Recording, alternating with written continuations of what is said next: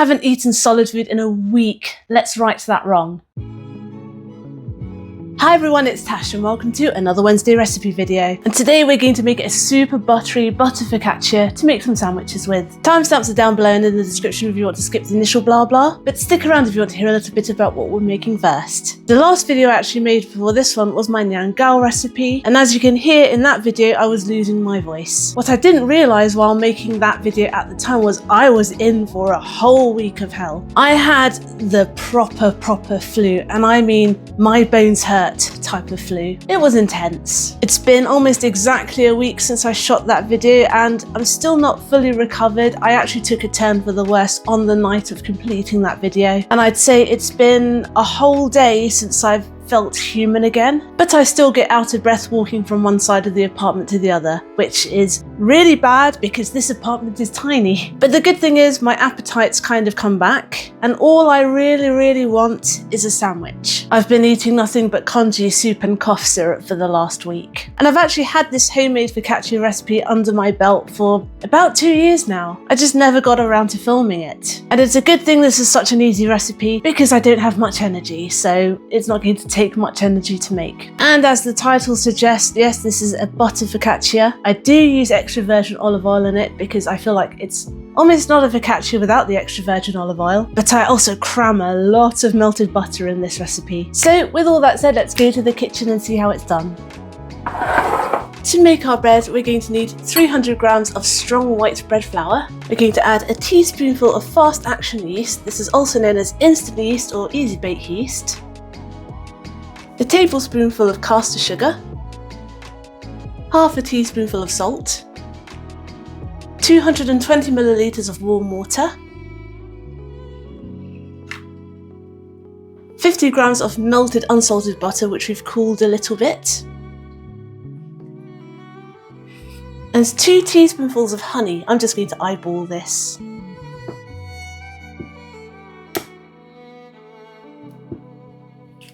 Let's give it all a stir together.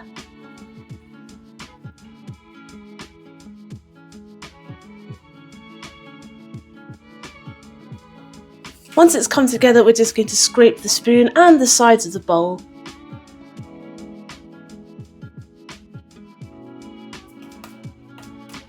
Cover it with cling film. And we're going to wait for 15 minutes. At the moment, this dough is super sticky, but it's going to transform. Just you wait. It's been 15 minutes. And now we're going to do the first of 3 sets of stretch and folds. I've got a little bowl of water here because I need to wet one hand because this is going to be sticky. I'm going to take one side, let's take the top, stretch it, and fold it over.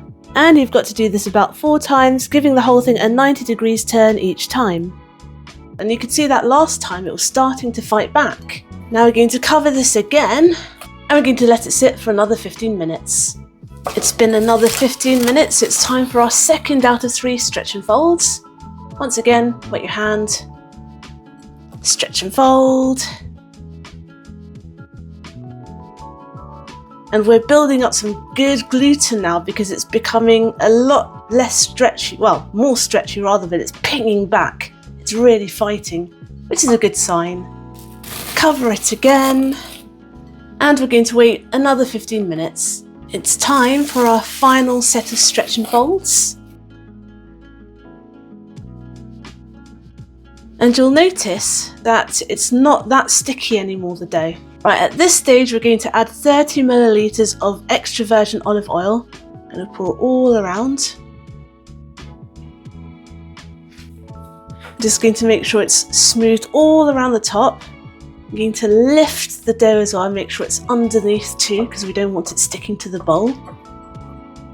And now I'm going to cover this and let it proof until it's doubled in size. If your kitchen's a bit colder or your yeast is a bit sleepy and old, it may take up to 2 hours. After this, we have one more proofing session to go, and that's going to be in the tin. Now, at this particular stage, you could pop this in the fridge to proof overnight and then continue the next morning with the final proof. But we're just going to proof this for a shorter time at room temperature today, bake it on the same day. Both methods work, I've tried both. It's been an hour and this is looking good. Right, I'm going to remove this. I'm not going to throw it away though, because I am going to use this bit of cling film in a minute. Now I'm going to grab an 8 by 12 inch brownie tin. This is just like a normal brownie tin. And here I have 80 grams of unsalted butter, which I've melted and cooled down. I'm going to pour half of this into our tin. I'm going to give it a quick swirl around. And I'm going to dump our dough straight in. Get all that oil in as well. Now I'm going to do a letter fold, which is a fold in thirds like this.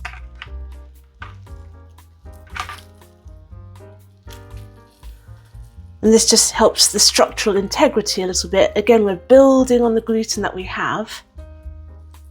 You need to flip it this way, so it's lengthways. Just going to tuck it under a bit. Going to get it going shape-wise, but we're not going to worry too much about the shape because it should fill the pan up by itself in our second proof. I'm going to take that little bit of cling film that we kept and I'm just going to cover the top of this because we don't want it going dry. And we're going to give this another proof, let's say half an hour to 45 minutes. This stage is a little bit faster because the yeast is all active and we're just going to wait for it to puff up and spread across the tin. When you're ready to bake, preheat the oven to 200 degrees C. And you'll know that you're ready to bake because it looks like this. Wow. Okay, so I gave it a full 45 minutes. Like I said before, if your kitchen's a bit colder, you may need a little longer because the yeast will be sleepy if it's cold. Look at that, let's give it a jiggle. I'm now going to pour the rest of our 80 grams of butter over the top. Just give it a drizzle, making sure that we don't get any outside the pan. And we're going to go straight in with our hands and make some dimples. And while we're at it, we're going to help it spread out to the corners as well.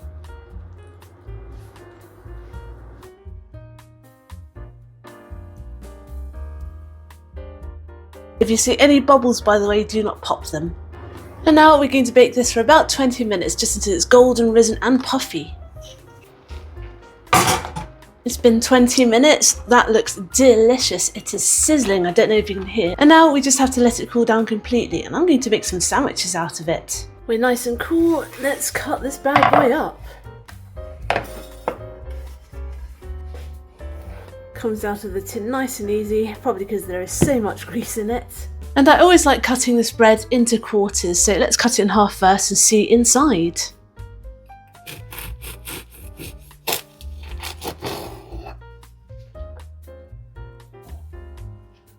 Oh, lovely.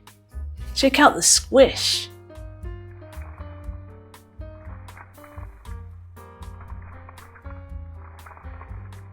Doesn't that look incredible?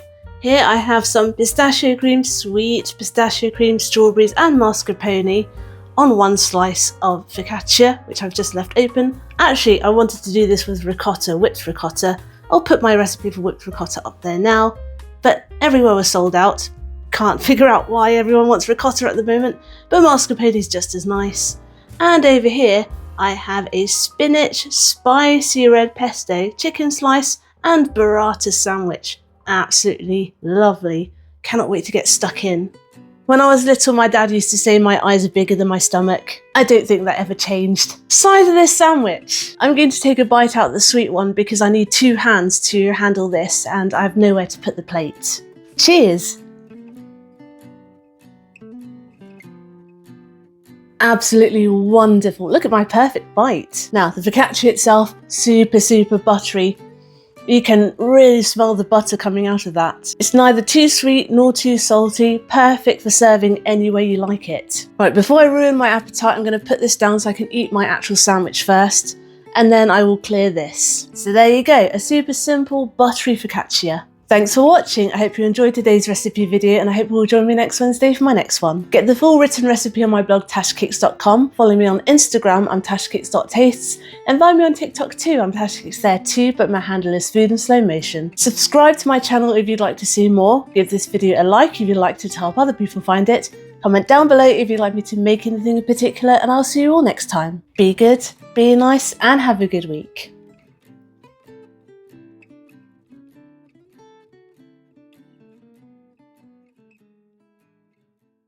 Phew, I'm out of breath even after talking. I still need some recovery time, clearly.